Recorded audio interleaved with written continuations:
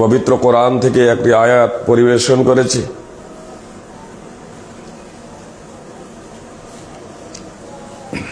ইনশাআল্লাহ তা সম্মুখে রেখে কিছু কথা পরিবেশন করব। ওয়ামা তৌফিক ইল্লা বিল্লাহ।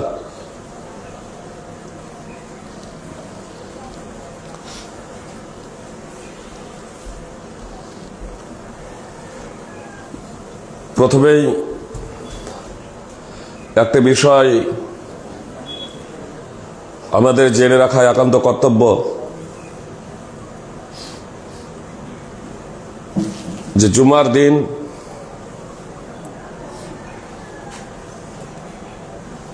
অত্যন্ত পবিত্রময় এবং গুরুত্বপূর্ণ দিন। এর বিশেষ মাহাত্ম্য ও ফজিলত রয়েছে।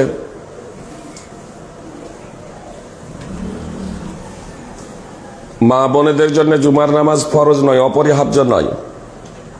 তবে যদি জুমার মসজিদে উপস্থিত হন এবং ইমামের অধীনে নামাজ আদায় করেন, তাহলে তখন আর তাদের জোহর আদায় করতে হবে না, বরং ইমামের সাথে জুমার নামাজ আদায় করবে এবং এটাই যথেষ্ট। আর যারা আমরা পুরুষ আছি তাদের জন্য সাবালক হওয়া মাত্রই বিবেক বুদ্ধি জ্ঞান আছে, তাদের জন্য জুমার নামাজ অপরিহার্য কর্তব্য।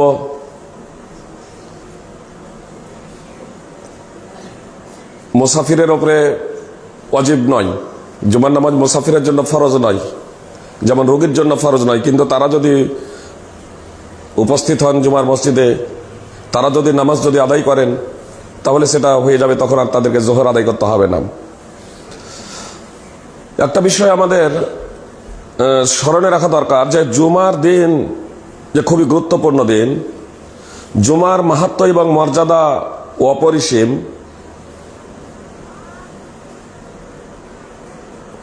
প্রতি বছর বরং প্রতি মাসে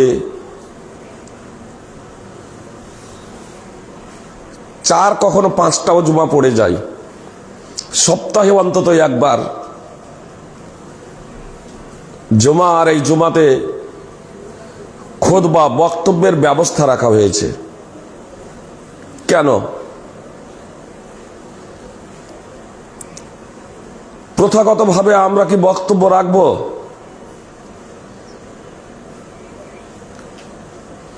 আর আমরা শুনব এজন্যে, নাকি পবিত্র কোরআন এবং সুন্নাহ থেকে আমরা বক্তব্য রাখব, আমরা শুনব, এই লক্ষ্য এবং উদ্দেশ্য নিয়ে যে আমরা সামনে যে জীবনযাপন করব, আমরা সামনে যে পথ চলা শুরু করব, তার জন্য কিছু শিক্ষা নেব, তার জন্য কিছু পাথেয় সংগ্রহ করে নেব। অতীতে যে সমস্ত ত্রুটি বিচ্যুতিগুলো হয়ে গেছে, ভুল ত্রুটি হয়ে গেছে, সেগুলোর সংস্কার এবং সংশোধন করে নেব, এই লক্ষ্য এবং উদ্দেশ্যে। আপনাদের বলি, জুমার লক্ষ্য এবং উদ্দেশ্য হলো মূলত এটাই যে সামনে জীবনে আমরা কিভাবে জীবনযাপন করব। এই খুতবার মাধ্যম দিয়ে মুহাম্মদ সাল্লাল্লাহু আলাইহি সাল্লাম জাতিকে নির্দেশনা দিতেন কিভাবে তারা জীবনযাপন করবেন, কিভাবে সামনের জীবনগুলো তারা অতিবাহিত করবেন। এই জুমার মাধ্যম দিয়ে পুরুষ এবং মহিলা উভয় রাসূল সাল্লাল্লাহু আলাইহি সাল্লামের কাছ থেকে একটা দিক নির্দেশনা, পথ চলার পাথেও সংগ্রহ করতেন। আর এজন্যই এই জুমার গুরুত্ব অপরিসীম। শুধু জুমার নামাজ পড়তে এলাম এমনটি না, বরং এর জন্য রাসূল সাল্লাল্লাহু আলাইহি সাল্লাম যে সকাল সকাল গোসল করে ওযু করে জুমার উদ্দেশ্যে মসজিদে বের হয়, অতঃপর ইমামের নিকটবর্তী ধারাবাহিকভাবে যে যেমন আসবে সেই রকম ধারাবাহিকভাবে তারা বসবে এবং তারা খুতবা শ্রবণ করবে। তাদের জন্য এই বিশেষ মাহাত্ম্য এবং ফজিলত রাসূল সাল্লাল্লাহু আলাইহি ওয়াসাল্লাম বর্ণনা করেছেন যে প্রথম প্রহরে আসবে সে একটি উট আল্লাহর পথে দান করার, সে যেন একটি উট আল্লাহর পথে দান করলো, অর্থাৎ একটি উট আল্লাহর পথে দান করলে যে সওয়াব পূর্ণ হয়, সেই পুণ্য এবং সওয়াবটা সে পাবে। তারপর একটি গরু, গাভী, তারপর একটি দুম্বা, তারপর একটি মুরগি, এইভাবে রাসূলুল্লাহ সাল্লাল্লাহু আলাইহি ওয়াসাল্লাম পর্যায়ক্রমে তার ফজিলত এবং মাহাত্ম্য বর্ণনা করেছেন। পরিশেষে রাসূলুল্লাহ সাল্লাল্লাহু আলাইহি ওয়াসাল্লাম বলছেন, ইমাম যখন মেম্বারে বসে যান তখন যে সমস্ত ফেরেশতারা স্পেশাল ভাবে অবতরণ করেন জুমার সালাতের জন্য, খুতবা শ্রবণের জন্য যারা মসজিদে আগমন করেন তাদের নামগুলো নথিভুক্ত করতে থাকেন ফেরেশতা মণ্ডলীরা। স্পেশাল ভাবে ফেরেশতা দপ্তর নিয়ে আসেন, খাতা নিয়ে আসেন, আর সেই খাতায় আপনার নাম নথিভুক্ত করতে থাকেন। যতক্ষণ পর্যন্ত ইমাম মেম্বারে নাম আসেন, খুতবা দিতে শুরু না করেন, ততক্ষণ পর্যন্ত নাম নথিভুক্ত করতে থাকেন। আর যখন ইমাম সাহেব খুতবা প্রদান শুরু করে দেন তখন ফেরেশতারাও খাতা বন্ধ করে দিয়ে খুতবা শুনতে শুরু করে দেন। মানে খুতবা শুরু হয়ে যাওয়ার পরে যারা মসজিদে প্রবেশ করে তাদের নাম কিন্তু এই স্পেশাল ভাবে ফেরেশতারা যে আসমান থেকে অবতরণ করেন খাতা নিয়ে, তাদের খাতায় কিন্তু এদের নাম আর উঠে না। এজন্য আমাদের প্রচেষ্টা করতে হবে যে ইমামের মেম্বারে চাপার আগে জুমার দিনে আমরা মসজিদে পৌঁছাবো। এটা আমাদের টার্গেট আগে থেকে রাখতে হবে যে আজ জুমা, আজকে জুমার জন্য আজকে আমরা সকাল সকাল প্রস্তুতি নিয়ে অন্তত পক্ষে ইমামের মেম্বারে চাপার আগে যাতে আমরা পৌঁছে সেখানে 2 রাকাত সালাত আদায় করতে পারি, অন্তত পক্ষে 2 রাকাত যাতে নামাজ আদায় করতে পারি। যারা 2 রাকাত নামাজ অন্তত ইমামের মেম্বারে বসার আগে যারা 2 রাকাত পড়ে নেবেন তাদের এক্সট্রা আর পড়ার কোনো প্রয়োজন নেই, বরং তারা পড়বেন না। অবশ্যই ইমামের মেম্বারে চাপার আগে যত ইচ্ছা আপনি নফল নামাজ পড়তে পারেন, যত ইচ্ছা, আনলিমিটেড। ইমামের মেম্বারে চাপার আগে, ইমামের মেম্বারে চাপার পরে ইমাম খুতবা শুরু করে দিয়েছেন, এহেন সময় কেউ যদি মসজিদে প্রবেশ করেন, আগে যারা পড়ে নিয়েছেন 2 রাকাত তারা তো আর পড়বেন না, কিন্তু ইমামের মেম্বারে চাপার পরে খুতবা শুরু হয়ে যাওয়ার পরে বা আজান হচ্ছে এই মুহূর্তে কেউ প্রবেশ করলেন, আজান হচ্ছে এই মুহূর্তে কেউ প্রবেশ করলেন, এখন আপনাদের করণীয় কি? আমাদের করণীয় কি? যারা আমরা ইমাম নয়, যারা আমরা শ্রোতা হিসেবে, মুসল্লি হিসেবে যারা আসছি, তাদের কর্তব্য হবে আজান চললেও জুমার ক্ষেত্রে, কথাটা খুব মনোযোগ দিয়ে শুনুন, জুমার ক্ষেত্রে আমরা 2 রাকাত নামাজ শুরু করে দেব। তার কারণ খুতবা শ্রবণ করাটা হচ্ছে ওয়াজিব, আর আজানের জবাব দেওয়াটা হচ্ছে মুস্তাহাব। আপনি ওয়াজিব ছেড়ে যখন এবার আজানের জবাব দিবেন, দিয়ে তারপরে নামাজ পড়বেন, তাহলে খুতবা এদিকে চলবে। তাহলে মুস্তাহাব আদায় করতে গিয়ে এইদিকে ওয়াজিব ছুটে যাচ্ছে। অন্যান্য ওয়াক্তের ক্ষেত্রে মাগরিব, জোহর, আসর, এশা, ফজর ইত্যাদির ক্ষেত্রে আপনি মসজিদে প্রবেশ করছেন, আজান হচ্ছে, আগে আজানের জবাব দিয়ে দিন। তার কারণ আপনার হাতে এখন সময় আছে, আজানের জবাব দিয়ে দিন। কিন্তু জুমার ক্ষেত্রে যেহেতু আজানের পরে পরেই বক্তব্য শুরু হবে, এজন্য যখনই আমরা ওই মুহূর্তে যদি কখনো প্রবেশ করি তাহলে সঙ্গে সঙ্গে আমরা 2 রাকাত পড়ে নেব, আর বেশি নয়। আর খুতবা চলাকালীন যদি আমরা মসজিদে প্রবেশ হই তখন 2 রাকাতই পড়ব, বেশি না। তবুও সেটা হালকা ভাবে রাসূলুল্লাহ সাল্লাল্লাহু আলাইহি ওয়াসাল্লাম পড়তে বলেছেন, এর অধীনে নয়। এই কয়েকটি কথা আমাদের স্মরণে রাখা একান্ত কর্তব্য। আমি আপনাদের সম্মুখে সূরা নিসা 4 নম্বর সূরার 115 নম্বর আয়াত তেলাওয়াত করেছি। আল্লাহ তাআলা বলেন, ওয়া মান ইউশাকিকির রাসূলা মিন বা'দি মা তাবায়্যানা লাহুল হুদা ওয়া ইয়াত্তাবি গায়রা সাবিলিল মুমিনিনা নুওয়াল্লিহি মা তাওয়াল্লা ওয়া নুসলিহি জাহান্নামা ওয়া সাআত মাসীরা। আল্লাহ তাআলা বলেন, যে কেউ রাসূলুল্লাহ সাল্লাল্লাহু আলাইহি সাল্লামের পথের বিরুদ্ধাচরণ করবে সুস্পষ্ট হিদায়াতের পরে, আপনার কাছে দলিল পৌঁছায়নি, আপনি অবগত নন, সেটা স্বতন্ত্র ব্যাপার। কিন্তু যদি আপনার কাছে দলিল পৌঁছে যায়, দলিল পৌঁছে যাওয়ার পরে আর কোনো প্রকারের অজুহাত চলবে না, আপনাকে সেখানে মাথা নত করে মেনে নিতে হবে। আল্লাহ তাআলা স্পষ্ট ভাবে বলছেন, ওয়া মান ইউশাকিকির রাসূলা মিন বা'দি মা তাবায়্যানা লাহুল হুদা, সুস্পষ্ট হিদায়াতের পরে, সুস্পষ্ট পথ নির্দেশনার পরে যে কেউ রাসূলুল্লাহ সাল্লাল্লাহু আলাইহি ওয়াসাল্লামের বিরুদ্ধাচরণ করবে, ওয়ায়াত্তাবি গায়রা সাবিলিল মুমিনিনা নুওয়াল্লিহি মা তাওয়াল্লা ওয়া নুসলিহি জাহান্নামা ওয়া সাআত মাসীরা। এবং মুমিনদের পথকে ছেড়ে দিয়ে অন্য পথে ধাবমান হবে, মুমিনদের পথকে ছেড়ে দিয়ে অন্য পথে ধাবমান হবে। আল্লাহ বলছেন আমি তাকে বাধ্য করব না হেদায়েতের পথে থাকার জন্য। কেউ যদি বাতিল পথে যদি চলতে চায় তাহলে আমি সেই দিকেই ধাবমান তাকে করে দেব। আল্লাহ তাআলা মানব জাতিকে, জিন জাতিকে স্বাধীনতা দিয়েছেন, ইখতিয়ার দিয়েছেন। আল্লাহ তাআলা বলছেন ওয়ায়াত্তাবি গায়রা সাবিলিল মুমিনিনা নুওয়াল্লিহি মা তাওয়াল্লা ওয়া নুসলিহি জাহান্নামা ওয়া সাআত মাসীরা। মুমিনদের পথকে ছেড়ে দিয়ে, মুমিন বলতে কারা? এই কথাটা খুব মনোযোগ দিয়ে শুনবেন। আজ পৃথিবীতে যত মুমিন মুসলমান আছি আমরা কিন্তু ওই আয়াত যখন অবতীর্ণ হয় তখন আমাদের অস্তিত্ব ছিল না। এর দ্বারা প্রথম টার্গেট যারা ছিলেন মুমিন বলে অত্র আয়াতে তারা হচ্ছেন সাহাবায়ে কিরাম রাদিয়াল্লাহু তাআলা আনহুম। সাহাবায়ে কিরাম তো আল্লাহ তাআলা বলছেন অত্র আয়াতে এক তো মুহাম্মদ সাল্লাল্লাহু আলাইহি সাল্লামের বিরুদ্ধাচরণের কথা বলছেন, দ্বিতীয়ত বলছেন মুমিনদের পথকে ছেড়ে দিয়ে। কেন মুমিনদের পথ, সাহাবাদের পথকে ছেড়ে দিয়ে কেন এই কথা বললেন? রাসূল সাল্লাল্লাহু আলাইহি সাল্লামের বিরুদ্ধাচরণ আর সাহাবাদের পথের বিরুদ্ধাচরণ দুটো একই, দুটো একই। এজন্য তাহলে বলবেন যে শুধু রাসূল সাল্লাল্লাহু আলাইহি সাল্লামের বিরুদ্ধাচরণ বললেই হতো, তো সাহাবাদের পথের কথা বলার প্রয়োজন ছিল না। এখানে বিশেষ লক্ষ্য এবং উদ্দেশ্য, কোন মানুষ যাতে এটা না ভাবে, কোন মানুষ যাতে এটা কল্পনা না করে, কোন মানুষ যাতে এটা ধারণা না করে যে রাসূল সাল্লাল্লাহু আলাইহি সাল্লাম যে আমাদের জন্য আইডিয়াল, রাসূল সাল্লাল্লাহু আলাইহি সাল্লামকে পুরোপুরি ফলো করা আমাদের পক্ষে সম্ভব নয়, নবী সাল্লাল্লাহু আলাইহি সাল্লামের আদর্শকে গ্রহণ করা আমাদের পক্ষে সম্ভব নয়। তার কারণ রাসূল সাল্লাল্লাহু আলাইহি সাল্লাম তো আল্লাহ তাআলার নবী ছিলেন, আল্লাহ তাআলার রাসূল ছিলেন। আল্লাহ তাআলা তাকে নির্বাচন করেছিলেন, তাকে পাপাচার থেকে রক্ষা করেছিলেন, হেফাজত করেছিলেন। আর আমরা তো সাধারণ মানুষ, আমাদের পক্ষে সম্ভব না। তো এদের সমস্ত অজুহাতের পথকে আল্লাহ তাআলা বন্ধ করে দিয়েছেন। ওয়ায়াত্তাবি গায়রা সাবিলিল মুমিনিনা বলে যে সাহাবায়ে কিরাম, এই সাহাবায়ে কিরাম রাদিয়াল্লাহু তাআলা আনহুম রাসূল সাল্লাল্লাহু আলাইহি সাল্লামকে সম্পূর্ণ ফলো করেছিলেন। তোমাদের মতোই মানুষ ছিলেন সাহাবায়ে কিরাম।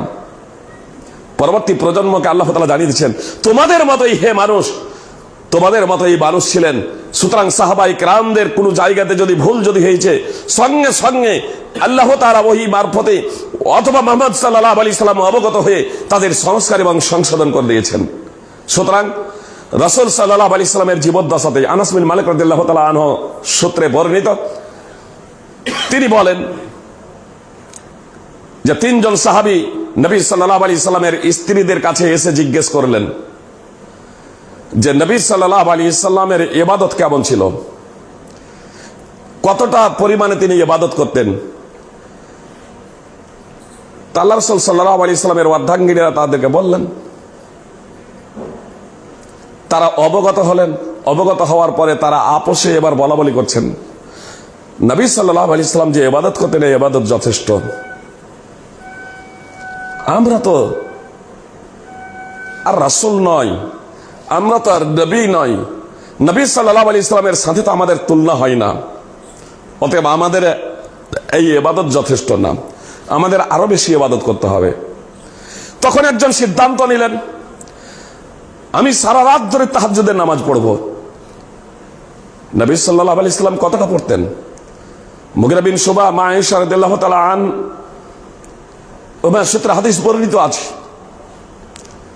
যে নবী সাল্লাল্লাহু আলাইহি সাল্লাম তাহাজ্জুদের নামাজে এত দীর্ঘ সময় ধরে দাঁড়িয়ে ইবাদত করতেন, পা ফুলে যেত, একটি বর্ণনা আছে পা ফেটে যেত, এতটা পরিমাণে পা ফুলে যেত দীর্ঘ সময় ধরে দাঁড়িয়ে থাকার কারণে। মা আয়েশা রাদিয়াল্লাহু তাআলা আনহা বলছেন আল্লাহ রাসূল সাল্লাল্লাহু আলাইহি সাল্লাম আপনার আগের পিছের সব গুনাহ মাপ, আপনার আগের এবং পরের সব গুনাহ মাপ, গুনাহ হয় নাই অথচ আল্লাহ আগেই ক্ষমা করে দিয়েছেন। তো এত দীর্ঘ সময় ধরে আপনার ইবাদত করার কি প্রয়োজন? তো নবী সাল্লাল্লাহু আলাইহি সাল্লাম বলেছিলেন আফালা আকুনা আবদান শাকুরা, যে মহান আল্লাহ তাআলা আমার প্রতি এতটা নিয়ামত আমাকে দিয়েছেন সেই মহান আল্লাহ তাআলার কি আমি কৃতজ্ঞশীল বান্দা হব না? তার আমি কি শুকরিয়া আদায়কারী হব না? সহিহ বুখারীর হাদিস। তো আল্লাহ রাসূল সাল্লাল্লাহু আলাইহি ওয়াসাল্লাম এত দীর্ঘ সময় ধরে ইবাদত করতেন, তারপরেও এই ইবাদতকে যথেষ্ট মনে করলেন না। একজন সাহাবী বলছেন যে এর থেকে বেশি আমার ইবাদত করা দরকার, এর থেকে বেশি আমার ইবাদত করা প্রয়োজন। একজন সাহাবী সিদ্ধান্ত নিলেন সারা রাত ধরে তাহাজ্জুদের নামাজ আদায় করব। একজন সিদ্ধান্ত নিলেন সদা সর্বদা রোজা রাখবো, বিনা রোজাতে একদিনও কাটাবো না। একজন সিদ্ধান্ত নিলেন যে ইবাদতে বিঘ্নতা সৃষ্টি করবে সাংসারিক জীবন, বিয়ে শাদী করলে পরিবার বৃদ্ধি হবে, কাজ করতে হবে, সেক্ষেত্রে ইবাদতে বিঘ্ন ঘটবে, তা আমি বিয়ে শাদী করব না। তিনজনই একমাত্র আল্লাহ তাআলার সন্তুষ্টির জন্য, বিশুদ্ধ অন্তঃকরণে তারা এই বিষয়টি বলেছিল। মুহাম্মদ সাল্লাল্লাহু আলাইহি ওয়াসাল্লাম অবগত হওয়ার পরে যখন তিনি জানতে পারলেন, তখন তিনি তাদেরকে বললেন, ডাকানোর পরে, যে জেনে রাখো আল্লাহর কসম করে আমি বলছি, সব থেকে বেশি আমি আল্লাহকে ভয় করি এবং সব থেকে বেশি আল্লাহ তাআলার আমি অনুগত। আমি নামাজও পড়ি, আমি ঘুমাইও, আমি রোজাও রাখি, বিনা রোজাতেও থাকি, ওয়া তাযাওয়াজুন নিসা, এবং আমি মহিলাদের বিবাহ শাদীও করেছি। ফামার রাগিবা আন সুন্নতি ফালাইসা মিন্নি, যে আমার সুন্নাত বিমুখ হবে সে আমার আদর্শভুক্ত হতে পারবে না, সে আমার দলভুক্ত হতে পারবে না। সহিহ বুখারী মুসলিমের হাদিস, সহিহ বুখারীর 5063 নম্বর হাদিস। কি করব তারা বলেছিলেন, পাপ করব বলেছিলেন। বাহ্যিক দৃষ্টিতে কিন্তু এটা পাপ না। রোজা রাখবেন, তাহাজ্জুদের নামাজ পড়বেন, বাহ্যিক দৃষ্টিতে এগুলো পাপ না, কিন্তু এটা পাপ। কেন পাপ? নবী সাল্লাল্লাহু আলাইহি সাল্লাম থেকে এক্সট্রা করছে বলে, নবী সাল্লাল্লাহু আলাইহি সাল্লাম থেকে আগে বেড়ে যাচ্ছে বলে, নবী সাল্লাল্লাহু আলাইহি সাল্লাম থেকে আগে বাড়ার আমার আপনার অধিকার নেই। আমি যে কাজটা করবো সেটা পবিত্র কোরআন এবং সুন্নাহ দ্বারা প্রমাণিত কিনা, তার পদ্ধতি প্রমাণিত কিনা, এই বিষয়টা আমাকে আপনাকে দেখতে হবে। আলহামদুলিল্লাহ, সাহাবায়ে কেরাম রাদিয়াল্লাহু তাআলা আনহুমদের মাধ্যমে যে ত্রুটি বিচ্যুতি হয়ে গিয়েছিল সামান্য, সেই ত্রুটি বিচ্যুতিগুলো আল্লাহ রাসূল সাল্লাল্লাহু আলাইহি সাল্লাম তাদের সংস্কার এবং সংশোধন করে দিয়েছিলেন। আল্লাহ রাসূল সাল্লাল্লাহু আলাইহি সাল্লাম ইন্তেকাল করলেন। কথা খুব মনোযোগ দিয়ে শুনবেন। সাহাবায়ে কেরাম রাদিয়াল্লাহু তাআলা আনহুম তারা মানুষ ছিলেন,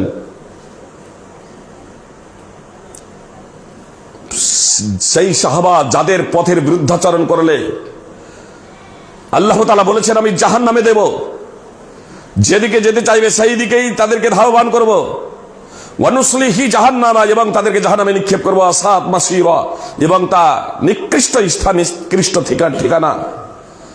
সূরা নিসার 115 নম্বর আয়াত আল্লাহ তাআলা স্পষ্টভাবে বলেছেন যে সাহাবাদের প্রসঙ্গে আল্লাহ তাআলা সূরা তাওবা 9 নম্বর সূরার 100 নম্বর আয়াতে স্পষ্টভাবে বলেছেন, ওয়াসাবিকুনাল আউয়ালুনা মিনাল মুহাজিরিনা ওয়াল আনসার ওয়াল্লাযীনা ইত্তাবাউহুম বিইহসান রাদিয়াল্লাহু আনহুম ওয়া রাদু আনহু ওয়া আ'আদ্দা লাহুম জান্নাতিন তাজরি তাহতাহাল আনহারু খালিদিনা ফিহা আবাদা যালিকাল ফাওজুল আযীম। আল্লাহ তাআলা স্পষ্টভাবে বলছেন সাহাবা, আনসার এবং মুহাজির, সাহাবাদের কথা বলছেন। আনসার এবং মুহাজিরদের মধ্যে যারা ঈমান আনয়নে অগ্রগণ্য এবং প্রথম, তারা এবং তাদের যারা কল্যাণের সহিত, তাদের প্রতি সুধারণার সহিত, তাদের প্রতি একান্ত ভালোবাসার সহিত, তাদের প্রতি সৌহার্দ্যপূর্ণ আচরণের মাধ্যম দিয়ে যারা তাদের অনুসরণ করবে, আল্লাহ বলছেন তারা, তাদের প্রতি আল্লাহ সন্তুষ্ট, তারাও আল্লাহ তাআলার প্রতি সন্তুষ্ট। আল্লাহ তাআলা তাদেরকে এমন জান্নাতে প্রবেশ করাবেন যার নিম্ন দেশে নদী সমূহ প্রবাহিত, সেখানে তারা স্থায়ীভাবে থাকবে। এটাই মহা সফলতা। আল্লাহ তাআলা সাহাবীদের জান্নাতে দিব বললেন। সাহাবীদের প্রতি আল্লাহ তাআলা সন্তুষ্ট, আর সাহাবারাও আল্লাহ তাআলার প্রতি সন্তুষ্ট। এবং যারা সাহাবীদের অনুসরণ করবে একনিষ্ঠতার সাথে, সূরা নিসার মাধ্যমে দেখলাম সাহাবাদের পথের যারা অনুসরণ করবে তাদেরকে আল্লাহ তাআলা জান্নাতে দেবেন, তাদের প্রতি আল্লাহ তাআলা সন্তুষ্ট। তো তাদের পথটা কি ছিল? এক কথাই যদি বলি, তাদের পথ পবিত্র কোরআন এবং সুন্নাহ। আলহামদুলিল্লাহ, যাদেরকে আল্লাহ তাআলা হিদায়াত দিয়েছেন এই পথে, যে আমরা ব্যক্তিগত মতামত কে বিসর্জন দিয়ে, বাপদাদার রীতিনীতিকে বিসর্জন দিয়ে, আর ব্যক্তিগত মতামত তথা বাপদাদার রীতিনীতি, সমাজের রীতিনীতি কে আমরা বিসর্জন দিয়েছি একমাত্র পবিত্র কোরআন এবং সুন্নাহর কারণে। তার কারণ সব থেকে আমাদেরকে বেশি ভালোবাসতে হবে আল্লাহ তাআলাকে এবং তার রাসূল সাল্লাল্লাহু আলাইহি সাল্লামকে। নিজের জীবনের থেকেও বেশি ভালোবাসতে হবে মুহাম্মদ সাল্লাল্লাহু আলাইহি সাল্লামকে। নিজের জীবনের থেকেও বেশি ভালোবাসতে হবে মুহাম্মদ সাল্লাল্লাহু আলাইহি সাল্লামকে, না হলে আমরা প্রকৃত মুসলমান হতে পারবো না। তো সেই মুহাম্মদ সাল্লাল্লাহু আলাইহি সাল্লামের কোনো যখন হাদিস সাহাবাদের নিকটে পৌঁছে যেত, তারা সঙ্গে সঙ্গে সেটা গ্রহণ করতেন। কিছু সাহাবীদের মধ্যে তাদের কথা বা কর্মে কিছু যে ত্রুটি বিচ্যুতি থেকে গিয়েছে, তাদের কাছে দলিল না পৌঁছানোর কারণে, যখনই তাদের কাছে দলিল পৌঁছে গিয়েছে তখন তারা বাপদাদার দোহাই দেয়নি, নিজের মতের উপরে তারা টিকে থাকেনি। এর দু একটি উদাহরণ দিই, তাহলে আপনাদের বুঝতে সুবিধা হবে। মুহাজির এবং আনসারদের মধ্যে একদা তর্ক দেখা দিল, মুহাজির এবং আনসারদের মধ্যে একদা বিতর্ক দেখা দিল গোসল ফরজ হওয়াকে কেন্দ্র করে। স্বামী স্ত্রীর মিলনের পরে যদি বীর্যপাত না হয় তাহলে গোসল ফরজ হবে কি হবে না, একে কেন্দ্র করে আনসার এবং মুহাজির রাদিয়াল্লাহু তাআলা আনহুমদের মাঝে মতভেদ দেখা দিল। মতভেদ হওয়াটা স্বাভাবিক। আবু মুসা আশআরী রাদিয়াল্লাহু তাআলা আনহু বিখ্যাত সাহাবী, তিনি বললেন আপনারা শান্ত হন। এটা আল্লাহ রাসূল সাল্লাল্লাহু আলাইহি সাল্লামের ইন্তেকালের পরে মতভেদ দেখা দিয়েছে। আবু মুসা আশআরী রাদিয়াল্লাহু তাআলা আনহু বললেন আপনারা শান্ত হন, আমি সমাধান নিয়ে আসছি। আবু মুসা আশআরী রাদিয়াল্লাহু তাআলা আনহু মা আয়েশার দরবারে গেলেন, অনুমতি চাইলেন প্রবেশের। মা আয়েশা বললেন যে প্রবেশ করুন। আবু মুসা আশআরী অনুমতি চাইলেন আম্মা জান, কিংবা বলেছিলেন মুমিনদের আম্মা, আপনার কাছে আমি অনুমতি চাইছি প্রবেশের অনুমতি দিলে তিনি বলেন আম্মা জান, আপনাকে একটা কথা জিজ্ঞেস করতে চাই, কিন্তু আমার লজ্জা হচ্ছে কথাটা জিজ্ঞেস করতে। মা আয়েশা রাদিয়াল্লাহু তাআলা আনহা বললেন তুমি তোমার গর্ভধারিণী মাকে যা জিজ্ঞেস করতে পারতে তা তুমি আমাকে জিজ্ঞেস করো, লজ্জা বোধ করো না, তার কারণ আমি তো তোমার মা। আল্লাহ তাআলা পবিত্র কোরআনে আল্লাহ রাসূল সাল্লাল্লাহু আলাইহি সাল্লামের স্ত্রীদেরকে মুমিনদের মা বলে আখ্যায়িত করেছেন। তো মা আয়েশা রাদিয়াল্লাহু তাআলা আনহা বললেন আমি তো তোমার মা, লজ্জা বোধ করো না? দিন শিক্ষার ব্যাপারে, ইসলাম শিক্ষার ব্যাপারে তোমরা লজ্জা বোধ করো না? আমাকে জিজ্ঞেস করো। জিজ্ঞেস করলেন যে স্বামী স্ত্রীর যদি মিলন হয় আর বীর্যপাত না হয় তাহলে গোসল ফরজ হবে কি হবে না? মা আয়েশা রাদিয়াল্লাহু তাআলা আনহা বললেন রাসূলুল্লাহ সাল্লাল্লাহু আলাইহি সাল্লাম বলেছেন লজ্জায় স্থানের সাথে লজ্জায় স্থান মিললেই গোসল ফরজ, অর্থাৎ বীর্যপাত হোক আর না হোক। এবার তিনি এটা জেনে নেওয়ার পরে সমস্যার সমাধান দিয়ে দিলেন। মুসনাদ আহমদ এবং সহিহ মুসলিম হাদিস নম্বর 349। সমস্যার সমাধান যে মতভেদ হয়েছিল, যখন দলিল পৌঁছে গেল, দলিল সম্পর্কে অবগত হয়ে গেলেন, রাসূল সাল্লাল্লাহু আলাইহি সাল্লামের হাদিস সম্পর্কে অবগত হয়ে গেলেন, তখন তারা মতভেদ ও মতানৈক্যকে বিসর্জন দিলেন। স্বয়ং আব্দুল্লাহ ইবনে আব্বাস রাদিয়াল্লাহু তাআলা আনহু এবং যায়েদ বিন সাবিত দুইজন ফতোয়া দিতেন পরস্পর বিরোধী। মানে আব্দুল্লাহ ইবনে আব্বাস রাদিয়াল্লাহু তাআলা আনহু ফতোয়া দিতেন যে সমস্ত হজ করতে গেলে বিদায়ী তওয়াফ অপরিহার্য। তো রাসূল সাল্লাল্লাহু আলাইহি সাল্লাম তওয়াফে ইফাজা বা তওয়াফে জিয়ারা, তওয়াফে ইফাজাকেই তওয়াফে জিয়ারাও বলা হয়। এই তওয়াফে ইফাজার পরে কোনো মহিলা যদি ঋতুবতী হয়ে যায় তাহলে তার জন্য বিদায়ী তওয়াফকে রাসূল সাল্লাল্লাহু আলাইহি ওয়াসাল্লাম আবশ্যিক করেননি, ফরজ করেননি। অর্থাৎ ঋতুবতী মহিলা তওয়াফে ইফাজার পরে কোনো মহিলা ঋতুবতী হলে সেই মহিলার জন্য রাসূল সাল্লাল্লাহু আলাইহি ওয়াসাল্লাম বিদায়ী তওয়াফ ছাড় দিয়েছেন, যে বিদায়ী তওয়াফ না করেই সে মক্কা ত্যাগ করতে পারে। কিন্তু অন্যান্য যে সমস্ত হাজি আছে, পুরুষ সে অসুস্থ হলে বা সাধারণ যে সমস্ত মহিলা আছে যারা ঋতুবতী নয়, তাদের জন্য তওয়াফে জিয়ারা করলেও বিদায়ী তওয়াফ তাদের জন্য অপরিহার্য। যখন মক্কা ত্যাগ করবে তার প্রাককালে তাকে কাবার 7 চক্কর তওয়াফ লাগাতে হবে, একেবারে মক্কা ত্যাগ করার পূর্ব মুহূর্তে। তো এটা হচ্ছে বিদায়ী তওয়াফ। তো ইবনে আব্বাস ফতোয়া দিতেন যে বিদায়ী তওয়াফ ঋতুবতী মহিলাদের জন্য আবশ্যিক নয়। কিন্তু যায়েদ বিন সাবিত, বিখ্যাত সাহাবী, তিনি বলছেন না, কোন মহিলা ঋতুবতী হয়ে যদি যায় তবুও তাকে ততক্ষণ পর্যন্ত মক্কা ত্যাগ করা যাবে না যতক্ষণ না সে বিদায়ী তওয়াফ করবে। অর্থাৎ সেই মহিলাকে এবার মক্কাতে অবস্থান করতে হবে ততদিন পর্যন্ত যতদিন না সে ঋতু থেকে পবিত্র হচ্ছে। ঋতু থেকে পবিত্র হবে, তারপরে বিদায়ী তওয়াফ করবে, তারপরে মক্কা ত্যাগ করবে। মদিনা থেকে কিছু লোক ইবনে আব্বাসের কাছে একদা এই প্রশ্নই করে বসল, আচ্ছা বলুন, কোন মহিলা যদি ঋতুবতী হয়ে যায় তাহলে তার করণীয় কি? ইবনে আব্বাস বলছে কোনো সমস্যা নেই, সে মক্কা ত্যাগ করতে পারে। তখন ওই মক্কার কিছু লোকেরা ইবনে আব্বাসকে বলল যে যায়েদ বিন সাবিতের কথাকে ছেড়ে দিয়ে আপনার কথা আমরা নিতে পারবো না, আপনার কথা আমরা নেব না, আপনার ফতোয়া আমরা গ্রহণ করব না। আমার কিছু ভাইরা শুধু এই পর্যন্ত নেন এবং তারা বলেন যে দেখেন, সাহাবীদের যুগেই তো তাকলিদ শুরু হয়ে গিয়েছিল,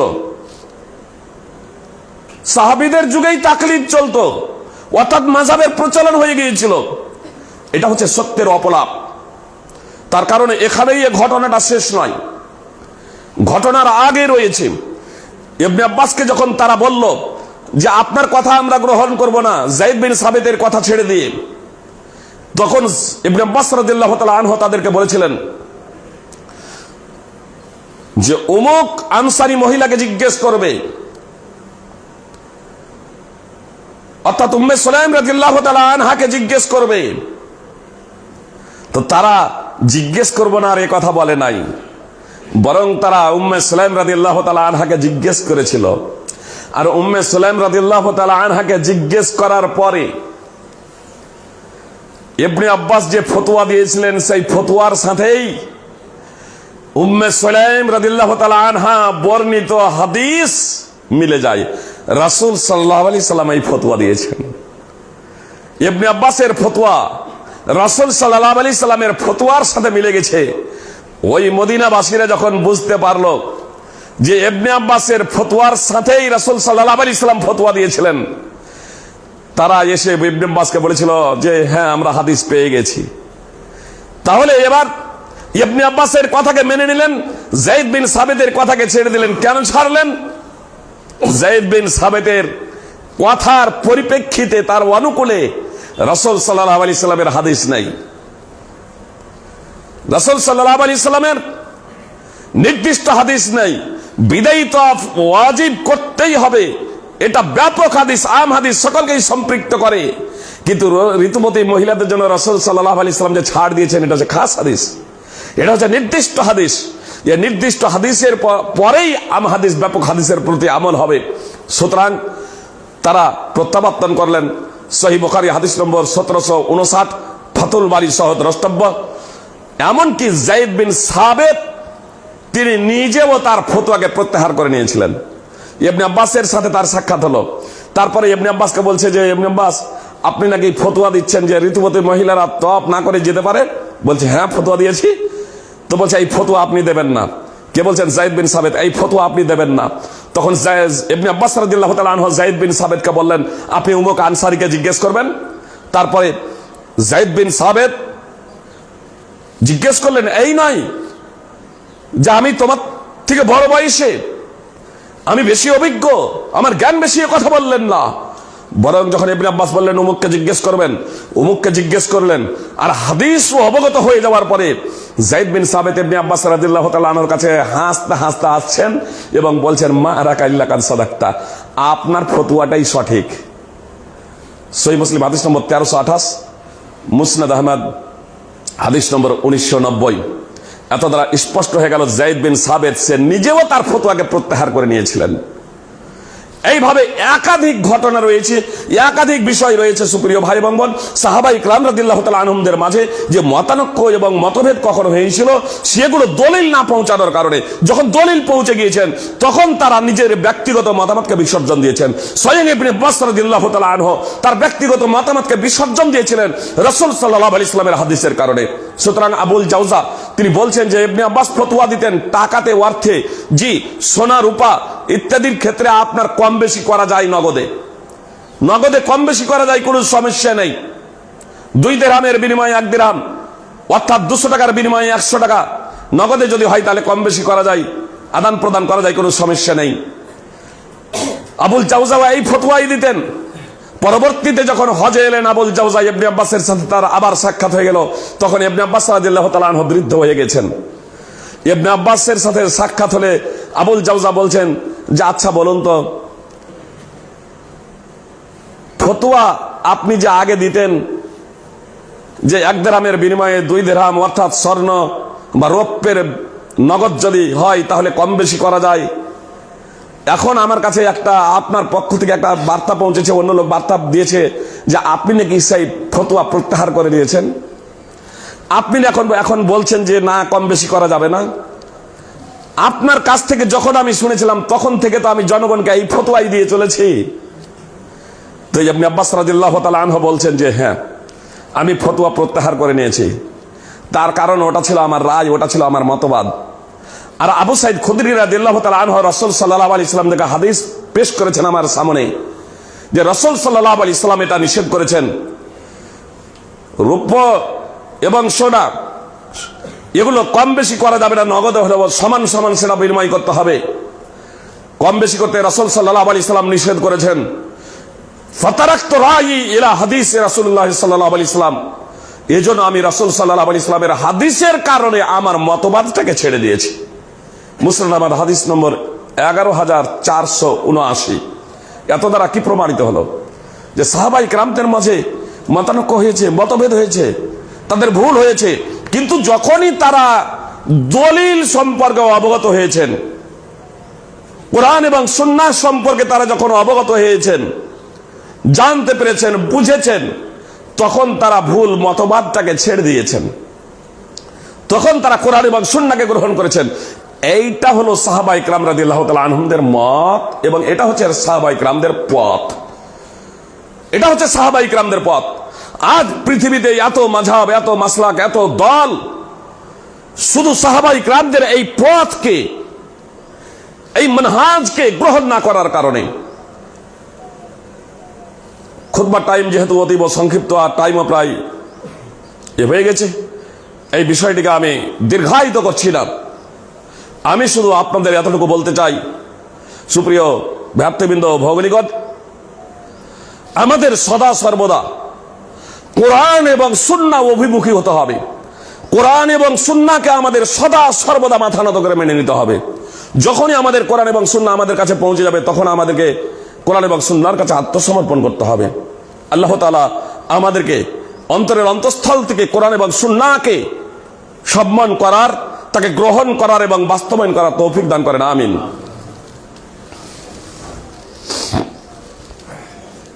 আলহামদুলিল্লাহ ওয়াসসালাতু ওয়াসসালামু আলা রাসূলিল্লাহ, আম্মা বা'দ, ফাআউযু বিল্লাহি মিনাশ শাইতানির রাজীম। ইন্নাল্লাহা ওয়া মালাইকাতাহু ইউসাল্লুনা আলান নবী ইয়া আইয়ুহাল্লাযীনা আমানু সাল্লু আলাইহি ওয়া সাল্লিমু তাসলিমা। আল্লাহুম্মা সাল্লি আলা মুহাম্মাদি ওয়া আলা আলি মুহাম্মাদ কামা সাল্লাইতা আলা ইব্রাহিম ওয়া আলা আলি ইব্রাহিম ইন্নাকা হামিদুম মাজিদ। আল্লাহুম্মা বারিক আলা মুহাম্মাদি ওয়া আলা আলি মুহাম্মাদ কামা বারাকতা আলা ইব্রাহিম ওয়া আলা আলি ইব্রাহিম ইন্নাকা হামিদুম মাজিদ। সুপ্রিয় ভ্রাতৃবৃন্দ ও ভগ্নীগণ, আমি আপনাদের বলছিলাম যে আমাদেরকে সদা সর্বদা সালাফ তথা সাহাবায়ে কেরাম রাদিয়াল্লাহু তাআলা আনহুমদের পথকে আঁকড়ে ধরতে হবে। কোরআন এবং সুন্নাহ আমাদের কাছে পৌঁছে যাওয়ার পরে সাধ্যমতো প্রচেষ্টা করতে হবে কোরআন এবং সুন্নাহকে মেনে চলার। এতক্ষণ পর্যন্ত যা আপনাদের সামনে আলোচনা করলাম তার নির্যাস বলতে গিয়ে দুটো কথা এখানে বলে দিই। এক, আমরা যারা আলেম ওলামা আছি তাদের কোরআন এবং সুন্নাহ পাওয়া মাত্রই কোরআন এবং সুন্নাহর প্রতি আমল করার জন্য, সেটাকে অন্তর থেকে গ্রহণ অতঃপর তাকে বাস্তবায়ন করার জন্য মানসিক দিক থেকে প্রস্তুত থাকতে হবে এবং জনগণের সামনে সেটাকে পেশ করতে হবে যে আমি আগে যে ফতোয়াটা দিয়েছিলাম, আগে যে কর্মটা করেছি সেটা আমার ভুল হয়েছিল, সেটা আমি বুঝতে পারি নাই বা সঠিক দলিল আমার কাছে পৌঁছাই নাই।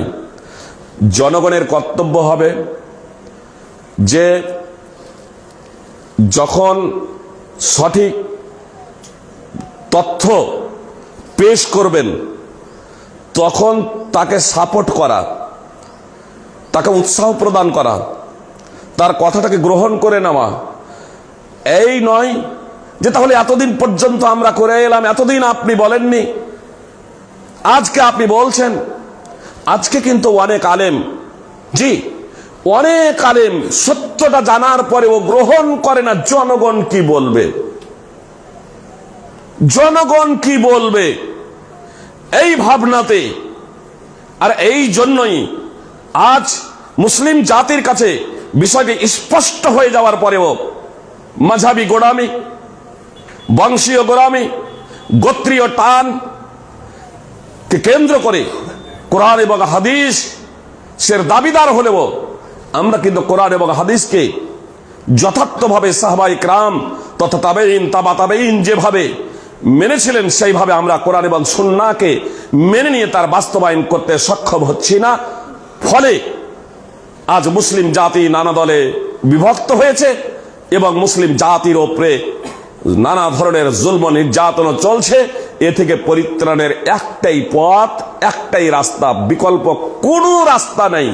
আর তা হলো সালাফগণ, সাহাবা, তাবেঈন, তাবা তাবেঈন যেভাবে পবিত্র কোরআন এবং সুন্নাহকে বুঝেছিলেন সেইভাবে কোরআন এবং সুন্নাহকে বুঝে সেইভাবে পথ চলা, কোরআন এবং সুন্নাহকে অন্তর থেকে বেড়ে নিয়ে তার বাস্তবায়ন করা।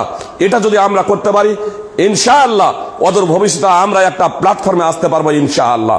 সুপ্রিয় ভারতবৃন্দ ভগ্নীগণ, কথা শেষ করছি এ কথা বলে যে আমাদেরকে সদা সর্বদা আলেম এবং জনগণ এর মাঝে একটা গাঢ়ত্ব সম্পর্ক রাখতে হবে।